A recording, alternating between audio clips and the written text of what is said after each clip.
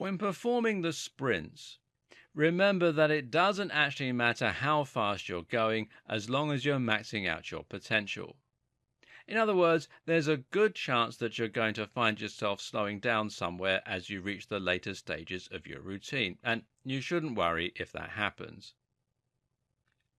Wearing a fitness tracker or a running watch can help you with this. Something like the Garmin Vivo Active will provide the best of both worlds here by acting as a fitness tracker throughout the day, measuring your heart rate and your steps, etc., but acting as a running watch during training and letting you monitor your route and your metrics. Your maximum heart rate is something you can calculate quite easily. Simply go for a sprint or engage in other activity with maximum effort.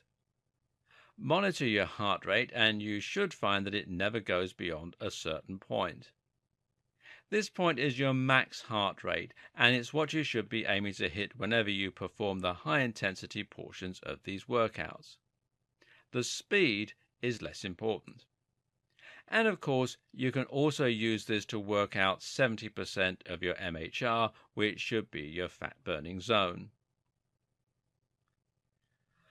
While HIIT itself is fairly simple to grasp, there are actually a lot of different factors to consider. For example, you need to decide whether to use exercise machines or to avoid them and train outside instead. If you're going to use HIIT for running, for instance, should you use a treadmill or should you head outside and jog and sprint? Well, the answer is that it's up to you, of course, and both have their advantages. What's key to recognize is the different benefits of each and thereby be able to make the best decision for you. Now, a lot of people will look down on exercise machines. There are a number of problems with these. For starters, they prevent you from getting outside, which in itself has a huge number of different health benefits. At the same time, though, you'll also find that running outside has the advantage of training your legs harder and actually uses significantly different biomechanics. That's because running on a pavement or grass will require pulling force generated in your legs as you have to pull your body along the ground.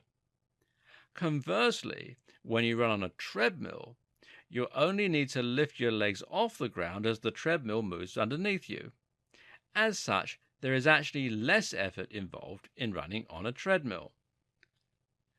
Running outside is also a lot more varied.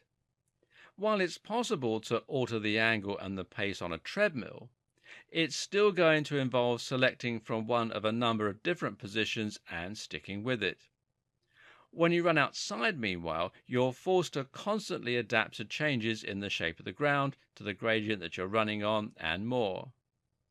Of course, many of these issues are less significant if you're riding a stationary bike, but the variety and the real-world value of running is one of the things that attracts a lot of people to it in the first place.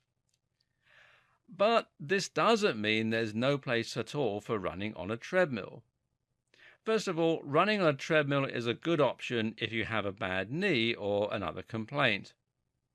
Running at a fixed incline is a good way to reduce the strain on the knees, and many people will thus prefer to stick to a treadmill so that they can control this facet. Better yet for bad knees or back complaints is to ride a stationary recumbent bike. Bikes have zero impact, which makes them better for those with joint complaints. A recumbent bike, meanwhile, is a type of bike that has you leaning backwards with your legs outstretched in front of you. This in turn means that you aren't placing any weight on your legs or your spine and can simply concentrate on driving the pedals. CV machines are also great for training when you can't be bothered to head outside because it's raining or cold, and if you're someone who will struggle to be motivated in this regard, then you should consider that a very big bonus. It's always better to perform an easier form of exercise and stick with it than it is to perform a more challenging form but then give up after the first week. Lastly, running on machines will give you the ability to precisely control the level of challenge. This means you can monitor the exact speed you're able to maintain and get a very good estimate of your calorie burn. Some will even include heart rate monitors or synchronize with external gadgets to perform this job. All this is ideal for HIIT because it means you can run for exactly 1 minute at a very precise speed and then switch. Next week, you can do the exact same thing, and once you're used to that, you can increase the challenge by a very small and precise amount. Before we get into the different tools and strategies you can use to mix up your HIIT training, note that there is a way you can increase your calorie burn significantly simply by changing the time of day that you train. This technique is called fasted cardio, and it involves training first thing in the morning before breakfast. It's called fasted cardio because your body is in a fasted state. While you haven't been consciously starving yourself, you will not have eaten for a while merely as a result of having been asleep for so long. This means your body will be very low on energy reserves as your glycogen stores and blood sugar are all but depleted. You'll have higher levels of cortisol as a result, which is why many of us are cranky in the morning. And it's even one of the things that actually wakes us up. Cortisol is one of our wakefulness neurotransmitters, and it works in direct opposition to melatonin. If you train at this point, in other words before breakfast, you'll be training at a massive calorie deficit and you'll be forced to burn more fat. Unfortunately, this also means you're more likely to burn muscle. This is mitigated to some extent by performing HIIT rather than steady-state cardio, and especially if you're using concurrent training. More about that later. But it's worth bearing in mind if your goal is to build lean muscle. If your goal is simply weight loss, though, then go for it. Just make sure to give yourself a few minutes after getting up so that your spine is less vulnerable to injury.